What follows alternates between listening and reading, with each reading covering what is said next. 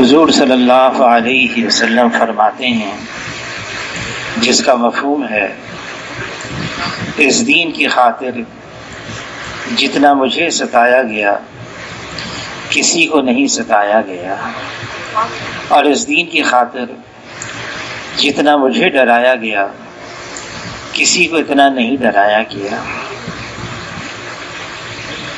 حضور صلی اللہ علیہ وسلم پر جو مشقتیں، جو تکالیف، جو ناگواریاں آئی ہیں،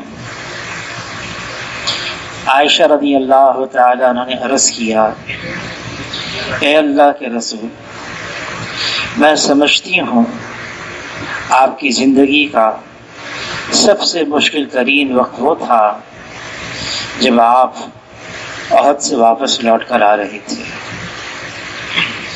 کہ آپ کے 70 صحابہ شہید ہوئے اور آپ کا سب سے چہیتا چچا حمزہ رضی اللہ تعالیٰ بھی شہید ہوئے، اور جب واپس مدینہ منورہ آئے تقریباً ہر گھر سے رونے کی آواز آ رہی تھی۔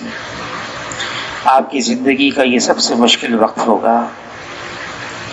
اس پر جناب رسول اللہ صلی اللہ علیہ وسلم نے فرمایا، جس کا مفہوم ہے اے عائشہ، اس سے بھی مشکل وقت آیا ہے۔ تو عائشہ رضی اللہ تعالیٰ عنہ حیران ہو گئی، عرض کیا، اے اللہ کے رسول، اس سے اور مشکل وقت کون سا تھا؟ فرمایا کہ عائشہ، جب عامۃ الحزن، وہ غم والا سال تھا جو میرے لیے بہار کے لیے ڈھال بنے ہوئے تھے، ابو طالب، ان کا انتقال ہو گیا۔ پھر 3 دن بھی نہ گزرے کہ خدیجہ رضی اللہ تعالیٰ عنہ، جو گھر کے لیے ایک بہت بڑا سہارا تھی، ان کا بھی انتقال ہو گیا۔ پھر حضور صلی اللہ علیہ وسلم فرمانے لگے، جس کا مفہوم ہے میں نے طائف کا رخ کیا۔ طائف، وہاں 28 دن حضور صلی اللہ علیہ وسلم رہے، بڑوں سے بھی ملتے رہے، عام لوگوں سے بھی ملتے رہے، ہر ایک سے ملاقات کی، لیکن سب بے رخی سے پیش آتے رہے۔ آخر میں بچوں کو پیچھے لگا دیا جو حضور صلی اللہ علیہ وسلم کو پتھر مارتے تھے۔ حضور صلی اللہ علیہ وسلم فرماتے ہیں، عائشہ، یہ میری زندگی کا سب سے مشکل وقت تھا کہ جب ان شریروں سے اطمینان ہوا اور ایک جگہ جا کے میں نے دعا مانگی تو میں نے یہ بھی اللہ سے کہا، اے اللہ، اگر آپ راضی ہیں مجھ سے تو مجھے کسی بات کا غم نہیں ہے، اور اگر آپ ناراض ہیں تو آپ کا راضی ہونا بہت ضروری ہے۔ حضور صلی اللہ علیہ وسلم طائف سے واپس تشریف لائے مکہ مکرمہ۔ ابھی مکہ مکرمہ شہر میں داخل نہیں ہوئے تھے، رات کا قیام تھا، فجر کی نماز پڑھائی، پھر کہیں قریب سے آواز آئی۔ یہ کیا ہی عجیب کلام ہے۔ حضور صلی اللہ علیہ وسلم اس آواز کی طرف متوجہ ہوئے، کون ہے؟ کہا، ملک شام کے رہنے والے جنات ہیں، اور ہم نے آپ کا یہ کلام سنا، بڑا عجیب کلام ہے۔ حضور صلی اللہ علیہ وسلم کے علم میں تو یہ تھا کہ اللہ نے مجھے انسانوں کا بھی نبی بنایا ہے اور جنات کا بھی نبی بنایا ہے، لیکن اس موقع پر اللہ نے یہ کھولا، وہ جو 6 جنات تھے جو ملک شام سے آئے ہوئے تھے، حضور صلی اللہ علیہ وسلم نے ان کو دعوت دی، پھر وہ مسلمان ہو گئے اور اپنے ملک گئے، اور وہاں سے کئی ہزار جنات کو مسلمان بنا کے لے کر آئے۔ مشقت آتی ہے، اس میں کوئی خیر چھپی ہوئی ہوتی ہے۔ صحابی فرماتے ہیں، ہم نے خیروں کی خیر کو ناگواری میں پایا ہے، ناگواری آ گئی، لیکن اس میں یہ بات چھپی ہوئی تھی، اور اللہ تعالیٰ نے سارے واقعے سے جنات کے اندر بھی بات پہنچا دی۔ ابو بکر رضی اللہ تعالیٰ عنہ سے پوچھا، آپ کی زندگی کا سب سے مشکل ترین وقت کیا تھا؟ مشکل وقت آتا ہے، ہر ایک پر آتا ہے، آسانی بھی آتی ہے، مشکلات بھی آتی ہیں۔ جب مشکلات آ جائیں، علی رضی اللہ تعالیٰ عنہ فرماتے ہیں اچھے وقت کا انتظار کرنا یہ بہترین عبادتوں میں سے ایک عبادت ہے۔ ابو بکر رضی اللہ تعالیٰ عنہ سے پوچھا کہ آپ کی زندگی کا سب سے مشکل وقت کون سا تھا؟ تو ابو بکر رضی اللہ تعالیٰ عنہ نے جواب دیا، حضور صلی اللہ علیہ وسلم بیمار تھے، رات کو حضور صلی اللہ علیہ وسلم کچھ افاقہ ہوا تو میں نے حضور صلی اللہ علیہ وسلم سے عرض کیا، اے اللہ کے رسول، آپ کی طبیعت کچھ سنبھلی ہے، اگر مجھے اجازت ہو تو قبا کے قریب جو دوسرا گھر ہے میرا، میں وہاں ہو کر آ جاؤں؟ تو حضور صلی اللہ علیہ وسلم نے اجازت دے دی۔ ابو بکر رضی اللہ تعالیٰ عنہ وہاں چلے گئے۔ 12 ربیع الاول چاشت کا وقت تھا، پیر کا دن تھا۔ ابو بکر رضی اللہ تعالیٰ عنہ وہاں پر خبر پہنچی کہ حضور صلی اللہ علیہ وسلم کا دنیا سے وصال ہو گیا۔ تو ابو بکر رضی اللہ تعالیٰ عنہ فرماتے ہیں اتنا بھاری گزرا یہ وقت مجھ پر، میں وہاں سے دوڑتا ہوا قبا سے مسجد نبی کی طرف یہ کہتا ہوا، ہائے میری کمر ٹوٹ گئی، ہائے میری کمر ٹوٹ گئی، ہائے میری کمر ٹوٹ گئی۔ اور میں مسجد نبی میں داخل ہوا تو میں نے عجیب منظر دیکھا، جو صحابہ اکرام حضور صلی اللہ علیہ وسلم کے اتنے چہیتے، ایسی محبت کرنے والے گمسم ہیں۔ میں نے دیکھا عمر رضی اللہ تعالیٰ عنہ مسجد نبی کے صحن کے اندر اپنی تلوار نکالے ہوئے اور یوں فرما رہے ہیں، جو یوں کہے گا کہ حضور صلی اللہ علیہ وسلم کا وصال ہو گیا ہے، میں اس کی گردن اڑا دوں گا۔ حضور صلی اللہ علیہ وسلم تو جیسے موسیٰ علیہ السلام طور پر گئے تھے اللہ سے ملاقات کرنے، ایسی حضور صلی اللہ علیہ وسلم اللہ سے ملاقات کرنے گئے ہیں، ان قریب واپس آئیں گے اور ان کے ہاتھ پاؤں کاٹ دیں گے جو یہ جھوٹی افواہ اڑا رہے ہیں۔ پھر میں نے نظر دوڑائی عثمان کہاں ہے، تو میں نے دیکھا عثمان رضی اللہ تعالی عنہ چلتے ہیں پھرتے ہیں لیکن کسی سے بات نہیں کر رہے، خاموش۔ میں نے نظر دوڑائی، یہ ابو بکر رضی اللہ عنہ فرماتے ہیں میں نے نظر دوڑائی دیکھنے کے لیے علی کہاں ہے، دیکھا مسجد کے کونے میں علی رضی اللہ تعالیٰ عنہ مبہوت سے بیٹھے ہوئے ہیں، یہاں تک کہ پلک بھی نہیں جھپک رہے۔ پھر ابو بکر رضی اللہ تعالیٰ عنہ فرماتے ہیں میں گھر میں داخل ہوا، بیٹی کا گھر تھا، میں نے دیکھا حضور صلی اللہ علیہ وسلم پر ایک یمنی چادر ہے، میں نے چہرے کو کھولا، حضور صلی اللہ علیہ وسلم کی پیشانی مبارک کو بوسہ دیا اور میں نے یوں عرض کیا، اے اللہ کے رسول، آپ ہمارے درمیان میں موجود تھے، جلوہ افروز تھے، آپ حسین تھے، آپ ہم سے پردہ فرما گئے، پھر بھی آپ حسین ہیں۔ پھر میں مسجد میں گیا، میں نے سب کو جمع کیا، سب کو، یہاں تک کہ عمر رضی اللہ تعالیٰ عنہ کا نام لے کر میں نے کہا، اے عمر یہاں آ جاؤ۔ پھر ابو بکر رضی اللہ تعالیٰ عنہ خطبہ دیا اور خطبہ یوں شروع کیا، جو محمد صلی اللہ علیہ وسلم کی عبادت کرتے تھے جان لیں ان کا انتقال ہو گیا، اور جو اللہ کی عبادت کرتے ہیں وہ جان لیں اللہ ہمیشہ سے اور ہمیشہ رہیں گے۔ پھر قرآن کی آیت تلاوت کی، وما محمد الا رسول قد خلت من قبلہ الرسل، محمد صلی اللہ علیہ وسلم میرے رسول ہی تو ہیں، اور اس سے بھی پہلے ہم نے رسول بھیجے ہیں۔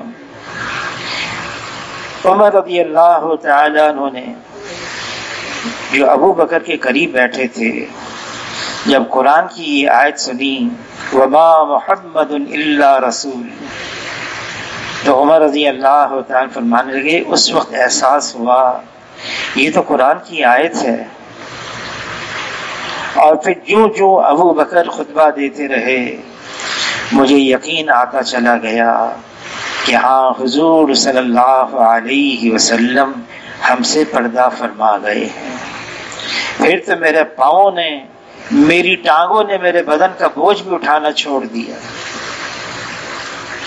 ابو بکر رضی اللہ تعالیٰ عنہ فرماتے ہیں، یہ میری زندگی کا سب سے مشکل وقت تھا، لیکن کیا کیا ابو بکر رضی اللہ تعالیٰ عنہ، جب ساری ذمہ داری ان پر ڈال دی گئی، سب سے پہلا کام جیش اسامہ رضی اللہ تعالیٰ عنہ کا لشکر، اس کو روانہ کیا جائے۔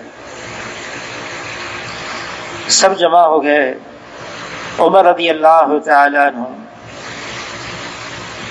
عرض کیا، ابو بکر ایسے حالات بن چکے ہیں، اس موقع پر میری رائے یہ ہے کہ آپ اسامہ رضی اللہ تعالیٰ کا لشکر نہ بھیجیں۔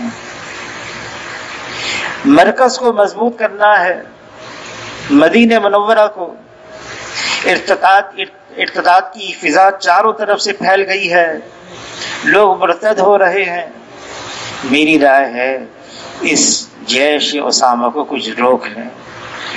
اس پر ابو بکر رضی اللہ تعالیٰ عنہ نے فرمایا، حضور صلی اللہ علیہ وسلم کا تو وحی کا زمانہ تھا، حضور صلی اللہ علیہ وسلم نے جو کچھ کیا وہ وحی کے تحت کیا، اللہ نے وحی نازل فرمائی۔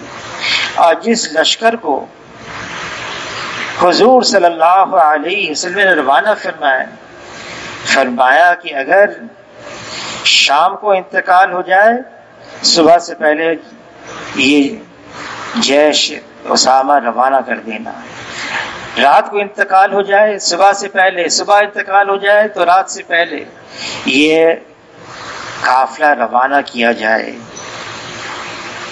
ابو بکر رضی اللہ تعالی پہلا کام اسامہ بن زید کا لشکر روانہ کیا۔ نقل و حرکت، اللہ کے راستے میں نکلنا۔ مولانا یوسف صاحب کا دہلوی رحمۃ اللہ علیہ کے زمانے میں ذرا کہیں فساد ہوتا، ذرا کہیں سیلاب آ جاتا، ذرا کوئی ناگوار حال آتا، سب سے پہلا کام یہ فرماتے کہ وہاں جماعتیں بھیجو، جماعتیں روانہ کرو، وہاں جماعتیں آئیں گی۔ حدیث پاک کا مفہوم ہے، جس جگہ کسی وجہ سے اللہ تعالی اپنا عذاب بھیجنا چاہتے ہیں، کسی وجہ سے کسی علاقے میں، وہاں تین قسم کے لوگ ہوتے ہیں، تو اللہ تعالی اپنے بھیجے ہوئے عذاب کو بھی موقوف فرما دیتے ہیں۔ اللہ کے لیے آپس میں محبت کرنے والے ہوں، اللہ کے لیے آپس میں محبت کرنے والے ہوں، مسجدوں کو آباد کرنے والے ہوں، مسجدوں کو اعمال سے آباد کرنے والے ہوں، آخر رات میں اٹھ کر استغفار کرنے والے ہوں۔ جہاں یہ تین قسم کے لوگ ہوتے ہیں، اللہ تعالیٰ اپنے بھیجے ہوئے عذاب کو بھی موقوف فرما لیتے ہیں۔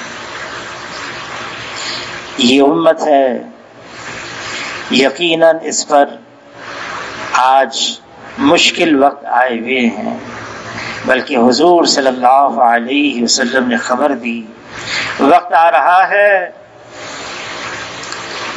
کہ فتنے ایسے ٹوٹ پڑیں گے میری امت پر جیسے تسبیح کا تاغا ٹوٹتا ہے اور دانے ایک کے پیچھے ایک آنا شروع ہو جاتے ہیں، اور جو نیا فتنہ آتا ہے وہ پہلے فتنے سے زیادہ سخت ہوتا ہے۔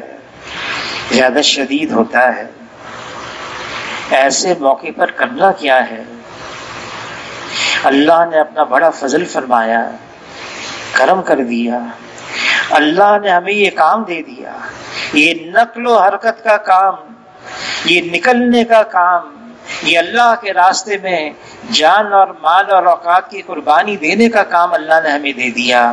یہ اتنی بڑی اللہ کی نعمت ہے، یہ اتنی عظیم اللہ کی نعمت ہے، کرم ہے۔ اللہ نے اپنا فضل فرما دیا۔ اس محنت کی، اس کام کی قدر کرنے کی اللہ ہمیں توفیق عطا فرمائے۔ خدا نہ خواستہ ناقدری ہو جاتی ہے نعمت کی، اللہ تعالیٰ نعمت واپس بھی لے لیتے ہیں۔ اللہ ہم سب کی حفاظت فرمائے۔ یہ نعمت ہے۔ نعمت کیا ہے؟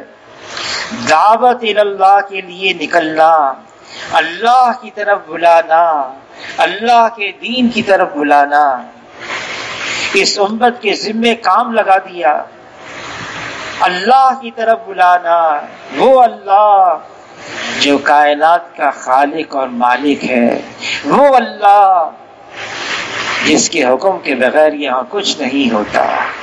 اللہ کے علاوہ کوئی ہستی نہیں جو اللہ کے حکم کے بغیر یہاں کچھ کر سکے۔ یہاں جو کچھ ہے اللہ کی طرف سے ہے، اللہ کر رہے ہیں اور اللہ ہی سے ہوتا ہے۔ اللہ خالق ہیں اور باقی سب مخلوق ہیں، اللہ مالک ہیں اور باقی سب مملوک ہیں، اللہ رازق ہیں اور باقی سب مرزوق ہیں، اللہ غالب ہیں اور باقی سب مغلوب ہیں۔ اور یہ بیچارہ انسان، بے شک اللہ نے انسان کو تمام مخلوقات میں افضل بنایا ہے، اعلیٰ بنایا ہے، اشرف بنایا ہے۔ یہ انسان اشرف المخلوقات ہے، اس میں کوئی شک نہیں۔ لیکن انسان کے بارے میں اللہ نے یہ بھی تو فرما دیا، یا ایھا الناس انتم الفقراء الی اللہ، اے انسانوں تم سب اللہ کے یہاں فقیر ہو، محتاج ہو، ضرورت مند ہو۔ غنی تو اللہ کی ذات ہے جو سب کو دے رہا ہے۔ وہ اللہ ہمارا پالنہار ہے، وہ اللہ ہمارا رب ہے، وہ اللہ ہمارا مشکل کشا ہے، وہ اللہ ہمارا حاجت روا ہے۔ جس نے اللہ کو پہچان لیا جیسے اللہ ہیں، پھر وہ اللہ کو چھوڑ کر اللہ کے علاوہ کی طرف نہیں جائے گا، مخلوق کی طرف نہیں۔ مخلوق جیسے وجود میں آنے کے لیے اللہ کی محتاج ہے، ایسی ساری مخلوق استعمال ہونے میں بھی اللہ کی محتاج ہے۔ ہم قدم قدم پر، ہم ایک ایک قدم پر اس بات کے محتاج ہیں کہ اللہ ہماری رہنمائی کرے، ہماری دستگیری کرے، اللہ تعالی ہماری مدد فرمائے۔ ہم اس بات کے محتاج ہیں۔ اور اللہ تعالی کسی موقع پر بھی، کسی وقت میں بھی اپنی مخلوق میں سے کسی کی احتیاج نہیں رکھتے۔ سب اللہ کے محتاج ہیں اور اللہ کسی کا بھی محتاج نہیں ہے۔ اللہ صمد ہیں، بے نیاز ہیں، اور اللہ کی بے نیازی کی کوئی حد اور کوئی انتہا نہیں ہے۔ وہ بے پرواہ ہے۔ اللہ تعالی ساری مخلوقات کو بنا کر پھر اس کو اپنے قبضے میں ہی رکھا ہوا ہے۔ یہ نہیں مخلوق بنا دی چھوڑ دی آزاد، جو مرضیاں کرتے رہو، ایسا نہیں ہے۔ مخلوق کو اللہ نے اپنے قبضے میں رکھا ہے۔ تمام مخلوقات پر اللہ کا کلی اختیار اور کامل تصرف حاصل ہے۔ کائنات کا ذرہ ذرہ یہ اللہ کے حکم کے اندر جکڑا ہوا ہے۔ جو مخلوق چاہے گی وہ نہیں ہوگا۔ مخلوق کا چاہنا محض چاہنا ہے اور اللہ کا چاہنا ہو جانا ہے، اور ہوگا وہ جو اللہ چاہیں گے۔ یہ مخلوق، اس میں کوئی شک نہیں۔ بعض مخلوق کو اللہ نے ظاہری شکل میں بڑی طاقت دی ہوئی ہے، طاقتور ظاہری شکل میں۔ بعض مخلوق ظاہری شکل میں بڑی زوراور، بعض مخلوق اپنی جسامت میں، حیت میں بڑی قداور ہے۔ لیکن مخلوق مخلوق ہے اور اللہ کے سامنے اس کی کوئی حیثیت نہیں ہے۔ اللہ کی طاقت، اللہ کی قدرت، اللہ کی قوت اتنی زبردست ہے، کوئی اللہ کو عاجز کر نہیں سکتا، نہ زمین پر نہ آسمان پر۔ کوئی اللہ کے سامنے سر اٹھا کر چل نہیں سکتا ہے، کوئی اللہ کے آگے دم نہیں مار سکتا ہے، کوئی اللہ کے آگے پر نہیں مار سکتا ہے، کوئی اللہ کے سامنے حکم نہیں چلا سکتا ہے۔ مخلوق کیا کر سکتی ہے؟ ہاں، بعض مخلوق ایسی ہوتی ہیں دھوکے میں آ جاتی ہیں۔ فرعون، یہ ملک مصر میرا ہے، یہ محلات میرے ہیں، یہ دریائے بہ رہی ہیں میری ہیں، ظاہری شکل مشاہدہ دھوکے میں ڈال دیا۔ پھر کیا کہا اس نے؟ انا ربکم الاعلی، میں سب سے بڑا رب ہوں۔ اللہ تعالی نے موسیٰ علیہ السلام کو، ہارون علیہ السلام کو بھیجا فرعون کے پاس۔ انہو طغی، سرکشی پہ اتر آیا ہے، بغاوت پہ اتر گیا، جاؤ اس کو سمجھاؤ۔ کیسے سمجھاؤ؟ قولا قولا لینا، نرمی سے، نرمی سے۔ اللہ تعالی موسیٰ علیہ السلام جلالی نبی ہیں، موسیٰ علیہ السلام جلالی، ایک کو گھونسا مارا مر گیا، ان سے فرما رہے ہیں جاؤ نرمی سے بات کرنا فرعون کے پاس۔ مامون رشید، ہارون رشید کا بھائی، بادشاہ تھا عباسیہ دور کا۔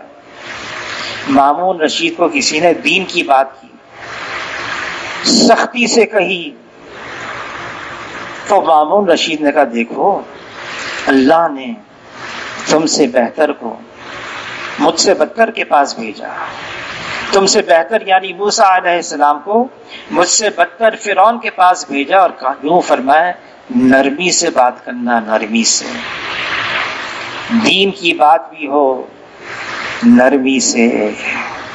حضور صلی اللہ علیہ وسلم فرماتے ہیں اس کا مفہوم ہے نرمی آدمی کے اخلاق کو زینت بخشتی ہے، سختی آدمی کے اخلاق کو عیبدار بنا دیتی ہے۔ فرمایا جو نرمی سے محروم ہو گیا ہر خیر اور بھلائی سے محروم ہو گیا۔ حضور صلی اللہ علیہ وسلم کو اللہ نے نرم بنایا تھا، نرم۔ بخاری شریف کی حدیث ہے حضور صلی اللہ علیہ وسلم کا جو روب تھا، روب، 1 مہینہ آدمی چلتا رہے پیدل، چلتا رہے، جہاں جا کے پہنچے 1 مہینے کے بعد وہاں پر حضور صلی اللہ علیہ وسلم کا روب پہنچتا تھا۔ اور اللہ نے اس بات کو جتایا اگر ہم آپ کو نرم نہ بناتے کوئی آپ کے قریب نہیں آ سکتا تھا۔ نرم بنایا، دعوت اللہ، اس کے لیے جو شرائط رکھی ہیں نرمی سے آدمی گفتگو کرے، الفاظ بھی ایسے ہوں، الفاظ بھی بعض اوقات آدمی ایسے الفاظ بول دیتا ہے۔ فرمایا نیزے کی کاٹ کا زخم یہ بھر سکتا ہے لیکن زبان کی بول کی کاٹ کا زخم یہ نہیں بھرتا۔ ایسے الفاظ ادا کر دیے زبان سے اور کسی کا دل دکھ گیا، دل آزاری ہو گئی، دل دکھا دیا صرف بول سے، الفاظ سے۔ مسلمان کا دل دکھانا یہ گناہ ہے، گناہ، بڑا گناہ ہے۔ عبداللہ ابن عمر رضی اللہ تعالیٰ عنہ بیت اللہ کی طرف اشارہ کر کے فرما رہے ہیں اے بیت اللہ، تمہاری عظمت، تمہاری حرمت عظیم تر ہے، میں جانتا ہوں،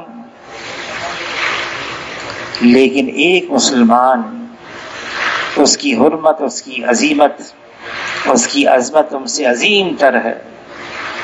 بیت اللہ کو ڈھا دیا جائے، پھر بنایا جائے، پھر ڈھا دیا جائے، پھر بنایا جائے، پھر ڈھا دیا جائے، کوئی بنانے والا نہ ہو، اللہ کے غضب میں اتنا جوش نہیں آتا جتنا مسلمان کی آبرو ریزی کرنے سے جوش آتا ہے۔ ایک مسلمان یہ کتنا قیمتی اللہ کے یہاں، اس کی کتنی قیمت ہے، چاہے کتنا ہی گنہگار ہو، جتنا ہی کم تر ہو، نظر آ رہا ہے، نظر آ رہا ہے، کتنا ہی مجرم ہو، کتنا ہی پاپی ہو، کتنا ہی خطاوار ہو، گنہگار ہو، اگر ایمان ہے اس کے اندر، اس ایمان کی وجہ سے اللہ کے یہاں اس کی بڑی قدر ہے۔ یہ ایمان یہ معمولی بات نہیں ہے، یہ کوئی کم خزانہ نہیں ہے۔ ایمان وہ دولت ہے، وہ خزانہ ہے جس کی وجہ سے انسان کی قیمت بنتی ہے اور ٹھہرتی ہے۔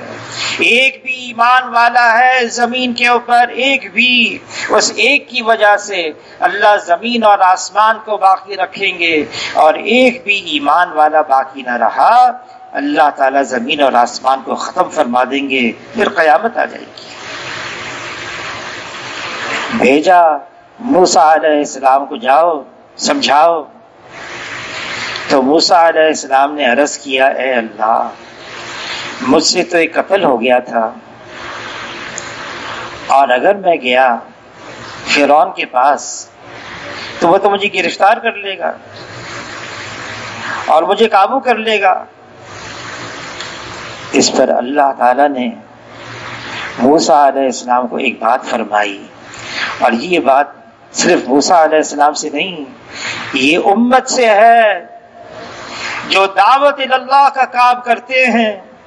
اللہ تعالیٰ نے موسیٰ علیہ السلام سے فرمایا، میں تمہارے ساتھ ہوں، وہ کچھ کہے گا میں سن لوں گا، وہ کچھ کرے گا میں دیکھ لوں گا۔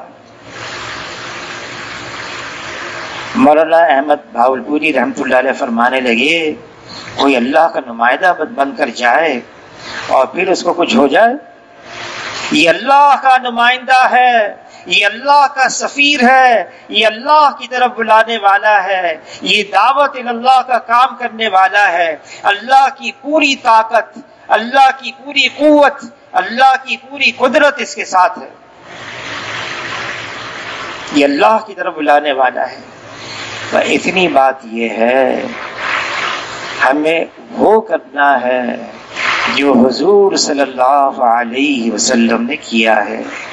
حضور کی اتباع میں، حضور کی نقل میں، حضور صلی اللہ علیہ وسلم کی تابعداری میں یہ دعوت اللہ کا کام کرنا ہے، اللہ کی طرف بلانا ہے، اللہ کی طرف متوجہ کرنا ہے، اور پھر اللہ کی پوری طاقت اور قوت ساتھ ہے۔ حضور صلی اللہ علیہ وسلم ابو بکر رضی اللہ تعالیٰ کے ساتھ ہجرت کا سفر شروع کیا ہے، رات کا اندھیرا ہے، حضور صلی اللہ علیہ وسلم چھپ کے نکلے ہیں۔ ابو بکر رضی اللہ تعالیٰ راستے میں غار ثور میں پناہ لی، غار ثور میں جب غار دیکھا تو ابو بکر رضی اللہ تعالیٰ نے عرض کیا، اللہ کے رسول ذرا ٹھہر جائے، میں اندر کچھ صفائی کر لوں۔ صفائی کر لی، جتنے سوراخ تھے اپنے جامہ سے، اپنے امامہ سے پھاڑ پھاڑ کے سارے سوراخ بھرتے رہے، ایک سوراخ رہ گیا، اس کو بھی اپنی ایڑی سے بند کر دیا۔ پھر حضور کو بلایا، آپ تشریف لائیں۔ حضور صلی اللہ علیہ وسلم اور ابو بکر ہیں،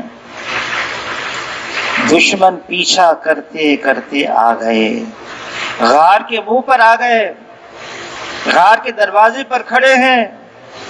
ابو بکر رضی اللہ تعالی پریشان، اے اللہ کے رسول، اگر یہ صرف اپنے پاؤں کو دیکھ لیں تو ہمیں دیکھ لیں گے، صرف پاؤں کو دیکھ لیں۔ اس پر حضور صلی اللہ علیہ وسلم نے ایک جملہ فرمایا، اللہ نے اس جملے کو قرآن پاک میں نقل کر لیا۔ کیا فرمایا؟ لا تحزن، گھبراؤ نہیں، خوف مت کرو، ان اللہ معنا، اللہ ہمارے ساتھ ہیں، جو ساری کائنات کے خالق اور مالک ہیں، جو سارا نظام چلا رہے ہیں، سب اس کے ماتحت ہیں، وہ اللہ ہمارے ساتھ ہے۔ غم کس بات کا؟ اور اللہ تعالی کلام پاک میں ہم سے ایک بات فرما رہے ہیں، مجھ سے اور آپ سے، ساری امت سے، ساری انسانیت سے کیا فرما رہے ہیں؟ الیس اللہ بکاف عبدا، کیا میں اپنے بندوں کے لیے کافی نہیں ہوں؟ اللہ ہمارے لیے کافی ہے۔ اگر اللہ ہے تو کوئی بات کی غم نہیں، کوئی بات کی فکر نہیں، کسی بات کا خوف نہیں ہے، اللہ ہمارے ساتھ ہیں۔ اس اللہ کو ساتھ لینے کے لیے اللہ تعالیٰ نے یہ بھی فرما دیا، ان کنتم تحبون اللہ فاتبعونی یحببکم اللہ۔ تمہارا دعویٰ ہے، تم کہتے ہو میں اللہ کو راضی رکھوں، میں اللہ کو محبوب بناؤں، میں اللہ کو راضی رکھوں، ایسی زندگی گزاروں۔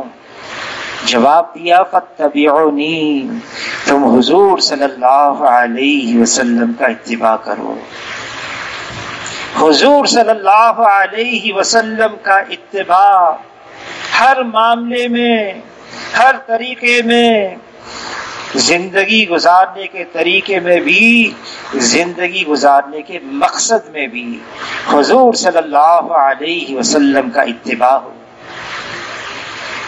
یہ حضور کا اتباع یہ کوئی معمولی بات نہیں ہے۔ حضور صلی اللہ علیہ وسلم کی ایک سنت حضور صلی اللہ علیہ وسلم کی، یہ زمین اور آسمان کے خزانوں سے زیادہ قیمتی ہے، کہ زمین اور آسمان اس کے خزانے ایک نہ ایک دن ختم ہو جائیں گے، لیکن حضور صلی اللہ علیہ وسلم کی ایک ایک سنت یہ اللہ کے خزانوں سے ہمیشہ دلائے گی۔ فرمایا اس کا مفہوم ہے جو میری مردہ سنت کو زندہ کرے وہ ایسا ہے جیسے اس نے مجھے زندہ کیا۔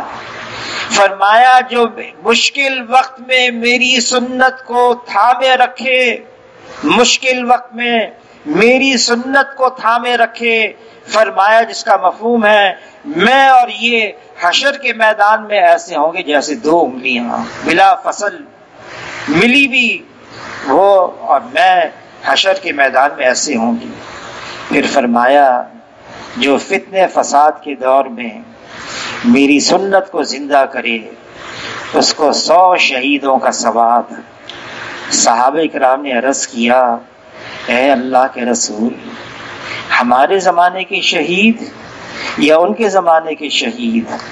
فرمایا بدر اور احد میں جو شہید ہوئے ان کے برابر ملے گا۔ حضور کی سنت ہے۔ عبداللہ ابن عمر رضی اللہ تعالیٰ عنہ ساتھیوں کے ساتھ جا رہے ہیں، سواری پر سوار ہیں، شہر مدینہ منورہ سے باہر نکلے، اچانک جھک گئے۔ ساتھی نے پوچھا کیا ہوا؟ آپ اچانک جھک گئے، آپ کے پیٹ میں درد ہو گیا، آپ کی پیٹھ میں درد ہو گیا، یہ کیا ہوا؟ فرمانے لگے نہ پیٹھ میں درد نہ پیٹ میں درد، میں حضور صلی اللہ علیہ وسلم کے ساتھ ایک مرتبہ سواری پر اسی راستے سے گزر رہا تھا، ایک درخت تھا، اس کی ٹہنی نیچے کو تھی، حضور صلی اللہ علیہ وسلم سواری پر سوار اس درخت کی ٹہنی کے نیچے سے اس طرح سے گزرے کہ جھک گئے۔ وہ درخت تو نظر نہیں آیا، خیال ہوا حضور کی سنت ہے، یہاں سے گزر رہا ہوں، حضور کی اتباع میں گزرتا ہوا جاؤں، صرف حضور کی اتباع میں میں جھکا ہوں۔ اور آگے چلے اور آگے چلے، سواری رکوائی، سواری بٹھائی۔ عبداللہ ابن عمر رضی اللہ تعالیٰ عنہ ریت کا ایک ٹیلا تھا، اس ٹیلے کے پیچھے بیٹھ کر واپس آ گئے۔ ساتھی نے پوچھا اب آپ نے کیا کیا؟ فرمانے لگے ایک مرتبہ میں حضور صلی اللہ علیہ وسلم کے ساتھ یہاں کو گزر رہا تھا، حضور صلی اللہ علیہ وسلم کو حاجت ہوئی، یہی جگہ تھی جہاں سواری رکوائی، سواری بٹھائی، یہی ریت کا ٹیلا تھا جس کی اوٹ پہ جا کے فارغ ہوئے، مجھے حاجت نہیں تھی، خیال ہوا یہاں سے گزر رہا ہوں، حضور صلی اللہ علیہ وسلم کی اتباع میں گزرتا ہوا جاؤں۔ حضور کی سنت ہے، خلاف پیمبر کا صحرا گزید کہ ہرگز و منزل نہ خواہد رسید۔ جو حضور صلی اللہ علیہ وسلم کے راستے سے ہٹ گیا، وہ بھٹک گیا، پھر وہ منزل مقصود تک نہیں پہنچ سکتا۔ منزل مقصود کیا ہے؟ لا الہ الا اللہ، لا مقصود الا اللہ، لا الہ الا اللہ، لا مطلوب الا اللہ۔ مقصود اور مطلوب اللہ کی ذات ہے۔ جس نے اللہ کو پا لیا اس نے سب کچھ پا لیا، اور جس نے اللہ کو کھو دیا اس نے سب کچھ کھو دیا۔ جس نے اپنا تعلق اللہ کی ذات سے جوڑ لیا، تعلق مع اللہ یہ زندگی کا عنوان ہے۔ جس نے اللہ کے ساتھ تعلق جوڑ لیا اس کو زندگی کا مقصد حاصل ہو گیا، اس کو شرح صدر مل گیا، زندگی کا مزہ آنے لگا، اللہ کی محبت اس کے دل میں نقش ہو گئی، اس کا دل منور ہو گیا، مطمئن ہو گیا۔ کچھ اور چیز کی اب اس کو حاجت باقی نہیں رہی، اس کو اللہ مل گئے۔ اور اللہ کا ملنا، اللہ کا پانا کوئی مشکل کام نہیں ہے۔ اللہ تعالیٰ تو شہرگ سے بھی قریب ہے، بڑا قدردان ہے، جو صرف اللہ کا نام لیتا ہے کبھی محروم نہیں رہتا۔ جو مجمع میں اللہ کا نام لیتا ہے، اللہ فرشتوں کے مجمع میں اس کا نام لیتے ہیں، کوئی چپ کے دل میں اللہ کا نام لیتا ہے، پھر اللہ بھی چپ کے اس کا نام لیتے ہیں۔ جو اللہ کا ہے پھر اللہ اس کے ہیں۔ جلال الدین رومی رحمۃ اللہ علیہ نے واقعات لکھے ہیں۔ ایاز غلام تھا، محمود بادشاہ تھا۔ محمود بادشاہ کے وزراء کہتے تھے یہ کیا ہے، ایک غلام پر تم اتنے فرفتہ ہو، ایسی محبت اس سے کرتے ہو۔ تو ایک دن محمود بادشاہ نے کہا اچھا، سارے وزیروں کو کہا جمع ہو جاؤ، خزانہ بکھیر دیا، سونا چاندی جواہر، اعلان کیا جو جس پر ہاتھ رکھے وہ اس کی ہے۔ سارے وزراء دوڑے، کسی نے جواہرات پر، کسی نے سونے پر، کسی نے چاندی پر۔ ایاز خاموش۔ محمود نے کہا ایاز سے تم کسی پر ہاتھ نہیں رکھو گے؟ ایاز نے کہا اچھا، میں جس پر ہاتھ رکھوں گا وہ میرا ہو جائے گا؟ کہاں؟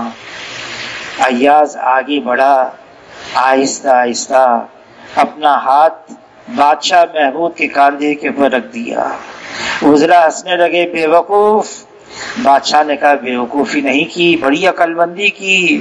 جس کا بادشاہ ہے ساری بادشاہت اس کی ہے، جس کے اللہ ہیں پھر کس بات کا غم ہے۔ ہاں، اللہ کو لینے کے لیے جناب رسول اللہ صلی اللہ علیہ وسلم والے اعمال ہیں، یہ طور طریقے ہیں، سنتیں ہیں، مبارک زندگی ہے۔ حضور صلی اللہ علیہ وسلم کیسے کھاتے تھے میں بھی اس طرح سے کھانا کھاؤں۔ حضور صلی اللہ علیہ وسلم کیسے چلتے تھے میں بھی اسی طرح سے چلوں۔ حضور صلی اللہ علیہ وسلم کی صبح کیسے گزرتی تھی میری بھی صبح ایسے گزرے۔ حضور صلی اللہ علیہ وسلم کی شام کیسے گزرتی تھی میری بھی شام اسی طرح سے گزرے۔ فَاتَّبِعُونِی یُحْبِبْکُمُ اللَّہ، تم اللہ کے محبوب بن جاؤ گے۔ اللہ تم سے محبت کرنے لگیں گے. کوئی اللہ کا محبوب بن جائے، اللہ سے محبت کریں، پھر کس بات کی فکر اور کس بات کا غم ہے.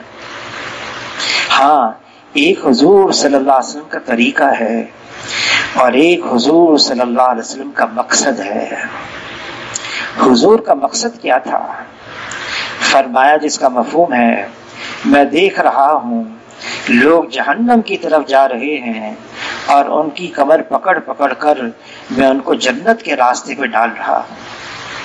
جناب رسول اللہ صلی اللہ علیہ وسلم کا مقصد انسانیت کو جہنم سے بچا کر جنت کے راستے پہ ڈالنا ہے. یہ حضور صلی اللہ علیہ وسلم کا مقصد تھا، اور اس مقصد کے تحت جو غم تھا، جو فکر تھی، جو کڑھن تھی، عائشہ رضی اللہ تعالی عنہ فرماتی ہیں اس غم کے اندر میرے بعد کیا ہوگا، امت کا کیا بنے گا. ایسے روتے تھے، ان کے سینے مبارک میں سے ایسی آواز آتی تھی جیسی ابلتی ہوئی ہنڈیا میں سے آواز آتی ہے. ایک دن گھر تشریف لے گئے جناب رسول اللہ صلی اللہ علیہ وسلم. عائشہ رضی اللہ تعالیٰ عنہ استقبال کیا ہوا، استقبال کی صورت بنائی ہوئی. حضور صلی اللہ علیہ وسلم نے بھانپ لیا، دعا دی، اے اللہ عائشہ کے تمام اگلے پچھلے گناہوں کو معاف فرما دے. عائشہ رضی اللہ تعالیٰ عنہ اتنی خوش ہوئیں، اتنی خوش ہوئیں، اتنی خوش ہوئیں، خوشی کے مارے کھڑی نہ ہو سکیں، لوٹ پوٹ ہو گئیں، اور عائشہ رضی اللہ تعالیٰ کا سر حضور کی گود میں آئے گا. پوچھا، اے عائشہ کس بات سے اتنی خوش ہوئی ہو؟ اے اللہ کے رسول، آپ نے مجھے اتنی بڑی دعا دے دی، اللہ تعالیٰ میرے تمام اگلے پچھلے گناہوں کو معاف کر دے. فرمایا جس کا مفہوم ہے اے عائشہ، اپنی ساری کی ساری امت کے لیے روزانہ ہر نماز کے بعد میں یہ دعا مانگتا ہوں، ساری امت کے لیے. مفتی زین العابدین صاحب رحمۃ اللہ علیہ فرمانے لگے، حضور صلی اللہ علیہ وسلم تو ایک ایک امتی کے لیے آنسو بہا کر گئے ہیں، ایک ایک امتی کے لیے، ساری امت کے لیے. حجۃ الوداع کے موقع پر، حجۃ الوداع کا موقع ہے، دعائیں مانگ رہی، کس کے لیے؟ ساری امت کے لیے. ساری امت کو یاد رکھ رہے ہیں. یہاں تک کہ عرفات میں جبرائیل علیہ السلام آ گئے، غروب ہو رہا ہے. اے اللہ کے رسول، اللہ تعالیٰ نے آپ کی دعاؤں کے لیے یہ فیصلہ کیا ہے، اللہ تعالیٰ آپ کو آپ کی امت کے بارے میں خوش کر دیں گے. مزدلفہ تشریف لائے، ساری امت کے لیے مانگا، یہاں تک کہ جو ظالم تھے ان کے لیے بھی مانگا، اے اللہ مظلوم کو اپنے خزانوں سے عطا فرما، جو ظالم ہیں ان کو اپنی رحمت سے معاف فرما. سب کے لیے. یہاں تک کہ حشر کے میدان میں حضور صلی اللہ علیہ وسلم ساری انسانیت کے لیے بھی مانگیں گے، اے اللہ یہ تو آپ کی مخلوق ہے. حضور صلی اللہ علیہ وسلم گنہگاروں کے لیے دعائیں مانگ کر گئے، گنہگاروں کے لیے. ایک چور لایا گیا، ہاتھ کاٹا جانے لگا، حضور صلی اللہ علیہ وسلم کی آنکھوں میں آنسو آ گئے. اے اللہ کے رسول، آپ کو اتنا صدمہ ہوا ہے، آپ منع فرما دیتے، ہم ایسا نہ کرتے. فرمایا نہیں، وہ حاکم اچھا نہیں ہے، اس کے سامنے کوئی فیصلہ آئے اور وہ فیصلہ صحیح نہ کرے.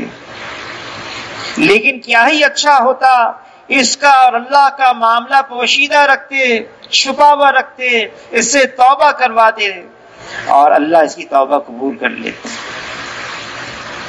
لیکن حضور صلی اللہ علیہ وسلم اس کے لیے بھی آنسو بہا کر گئے ہیں.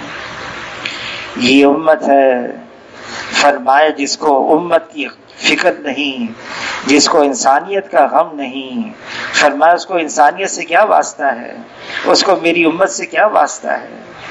یہ امت ہے اپنے لیے نہیں، اپنی ذات کے لیے نہیں، اللہ تعالیٰ نے تو ہمیں کنتم خیر امت اخرجت للناس، ہمیں نکالا ہے انسانوں کی طرف، ساری انسانیت کی فکر کرنا، ان کے لیے دعائیں مانگنا، ان کے لیے رونا۔ اے اللہ ہدایت تو آپ کے ہاتھ میں ہے، انک لا تہدی من احببت، اے اللہ آپ ان کو ہدایت عطا فرما دے، اے اللہ ان کے احوال کی اصلاح فرما دے۔ مولانا یوسف قادیلوی رحمۃ اللہ علیہ فرمانے لگے یہ تبلیغ کا کام اقوام عالم کو رخ پہ لے کر آنا ہے، دنیا سے ہٹا کر آخرت کی طرف متوجہ کرنا، مخلوق کی یقین سے نکال کر ایک اللہ کے یقین پر لگانا، یہ کام ہے۔ اسی لیے یہ کام اللہ نے ہمیں اسی لیے دیا ہے، لیکن کیا کریں، ہم ہی بھول گئے جو کام ہمارے ذمے لگایا گیا تھا۔ قل ھذہ سبیلی، یہی ہے میرا راستہ، قل ھذہ سبیلی ادعو الی اللہ، اللہ کی طرف بلانا، اللہ کی طرف متوجہ کرنا۔ یہ امت کا ایک ایک فرد، فرمایا بہترین امتی وہ ہے جس کو دیکھ کر خدا یاد آ جائے، جس کے کلام سے علم میں اضافہ ہو اور جس کے عمل سے آخرت کا شوق پیدا ہو۔ فرمائی تو بہترین امتی ہے، ہمارا دیکھنا، ہمارا قول، ہمارا فعل، ہمارا کرنا یہ اللہ کی طرف بلا رہا ہو، یہ اللہ کی طرف متوجہ کر رہا ہو۔ ہم ہیں اسی لیے دنیا میں، ہم دنیا میں اس لیے نہیں آئے کہ دنیا میں ہی لگ جائیں اور دنیا کی چیزوں کے اندر ہی مشغول ہو جائیں۔ الدنیا خلقت لکم، کوئی شک نہیں اس دنیا کو بنایا اللہ نے ہمارے لیے، لیکن آگے فرمایا وَإِنَّكُمْ خُلِقْتُمْ لِلْآخِرَةِ، تمہیں اللہ نے بنایا آخرت کے لیے۔ آخرت جناب رسول اللہ صلی اللہ علیہ وسلم فرماتے ہیں، جس کا مفہوم ہے ہر نبی نے آ کر اپنی اپنی امت کو آخرت کی خبریں دی ہیں، لیکن جتنا میں نے اپنی امت کو آخرت کی خبریں دی ہیں کسی نبی نے اتنی خبریں نہیں دی۔ کیوں؟ تاکہ اس آخرت کی فکر ہمیں آ جائے، آخرت کی تیاری کرنے والے ہو جائیں، اس آخرت کی فکر کو دنیا میں عام کرنے والے ہوں، دنیا کے رہنے والے سارے انسان اس دنیا میں رہتے ہوئے آخرت کی تیاری میں لگ جائیں۔ فرمایا عقل مند ہے وہ انسان جو موت کو کثرت سے یاد رکھے، موت سے پہلے موت کی تیاری کر لے۔ فرمایا یہی وہ لوگ ہیں جو دنیا کی عزت اور آخرت کی شرافت کو لے اڑے، یہی وہ لوگ ہیں جو پورے کامیاب ہیں۔ یہ امت اپنے کام پر آ جائے، امت کا ایک ایک فرد اپنے مقصد پر آ جائے، امت کا ایک ایک فرد حضور صلی اللہ علیہ وسلم کے کام کو اپنا کام بنا لے۔ اس کے لیے محنت ہے، یہ تبلیغ ہے۔ 4 مہینے لگانا، سال لگانا بہت اچھا ہے، لیکن سال اور 4 مہینے کے بعد بھی اگر مقصد نہ بدلا، اگر جناب رسول اللہ صلی اللہ علیہ وسلم والا کام نہ بنایا تو جو عنوان تھا وقت لگانے کا وہ ضائع ہو گیا۔ وقت تو اس لیے لگانا ہے، ہم تو اس لیے آئے ہیں دنیا میں اوروں کو رخ پر لانے کے لیے۔ یہ کیا ہوا؟ ہم ہی رخ سے ہٹ گئے، ہم ہی اپنے کام سے ہٹ گئے، ہم ہی اپنے مقصد سے ہٹ گئے۔ اس مقصد پر واپس آنا ہے، اس کے لیے یکسوئی کے ساتھ ایسے انداز سے اپنے اوقات کو لگانا ہے، ہمتن اللہ کی طرف متوجہ ہو کر کہ واقعی حضور صلی اللہ علیہ وسلم والا کام ہمارا کام بن جائے۔ جو حضور صلی اللہ علیہ وسلم کے سینے مبارک میں غم اور فکر تھا۔